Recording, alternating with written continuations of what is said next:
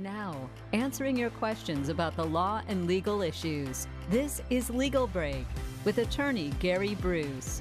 And I'm Taylor Kincaid. Thanks for tuning in. Gary, thanks for being with us. Great to be here again. Thank you. Let's see our question for the day. What happens if I'm attacked by a dog while working in someone's yard? Do I have a case? Yeah, it's a good question, and it comes up a lot. Sadly, it comes up a lot, really. And the question is, I don't know about working in somebody's yard. If they invited you in and you're working there, yeah, you probably have a case. That's a little different. But the thing I see a lot of is a delivery or people coming on the property for a business reason. So they may work for somebody else, and now they're on your property and they get attacked. And it does happen a lot. So in that situation, there are probably two cases.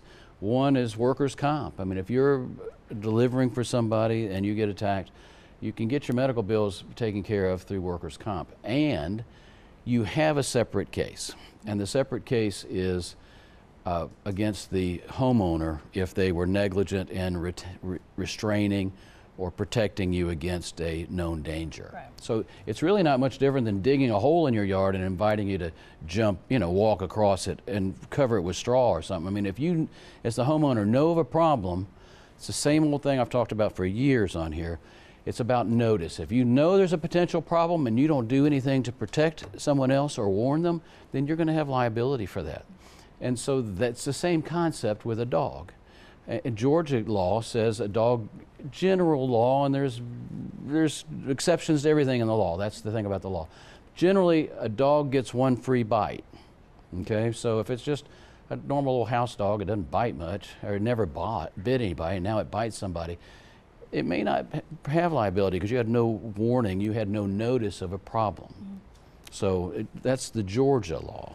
Is it different in Alabama, or those laws look different? Yeah, Alabama's a little less restrictive that way, actually. Maybe the only thing in Alabama that's more victim-oriented. But the dog doesn't have to be known to have bitten or have a dangerous propensity. And Alabama even categorizes dogs by breed sometimes. So it's a different world, a different law world, but generally the same thing. Is there notice? Should I have known? Should I have warned somebody? Should I have kept my dog on a leash? Are there laws I'm violating that led to this attack? If so, the homeowner is going to have responsibility. Now, the big question then becomes, how do you collect?